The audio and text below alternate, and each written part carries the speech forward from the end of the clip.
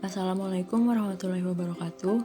Perkenalkan, saya Anis Nabila Taskia dari Fakultas Psikologi Universitas Muhammadiyah Profesor Dr. Hamka. Pada kesempatan kali ini, saya akan membahas tentang gangguan perilaku skizofrenia. Jadi, apa itu skizofrenia? Skizofrenia adalah gangguan mental kronis ketika pengidapnya mengalami halusinasi, delusi, kekacauan dalam berpikir, serta perubahan sikap. Orang dengan skizofrenia umumnya mengalami psikosis, yaitu suatu kondisi di mana penderitanya tidak bisa membedakan mana khayalan dan kenyataan. Lalu, apa saja ya gejala skizofrenia?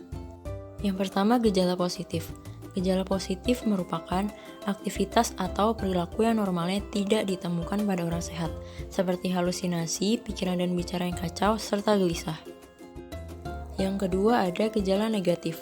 Gejala negatif dapat dilihat sebagai berkurang atau hilangnya perilaku normal, seperti kesulitan dalam mengekspresikan emosi, kurangnya inisiatif serta antusiasme, sikap apatis, dan kurangnya interaksi sosial. Yang ketiga, ada gejala kognitif.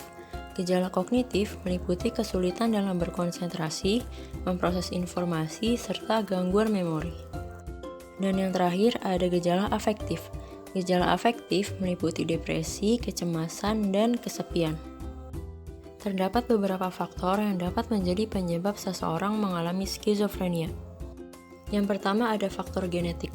Keturunan skizofrenia memiliki resiko 10% lebih tinggi untuk mengalami kondisi serupa dan akan meningkat 40% lebih besar jika kedua orang tua mengidap skizofrenia.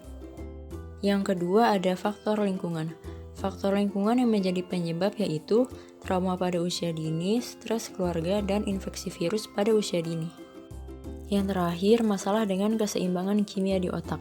Kadar dopamin dan glutamat di dalam otak yang tidak seimbang diyakini para ahli bisa menyebabkan penyakit skizofrenia. Skizofrenia terbagi menjadi beberapa tipe. Yang pertama, skizofrenia paranoid. Gejala yang paling khas dari skizofrenia paranoid adalah delusi dan halusinasi akan suatu ketakutan tertentu. Yang kedua, skizofrenia katatonik, dicirikan dengan gangguan gerakan. Bisa dengan bergerak dan berbicara yang berlebihan tanpa henti, bisa juga benar-benar diam dan tidak komunikatif. Yang ketiga, skizofrenia disorganized, dicirikan dengan perilaku dan bicara yang tidak jelas dan tidak beraturan, serta emosi yang berlebihan dan tidak tepat. Lalu, siapa saja sih yang bisa terkena skizofrenia?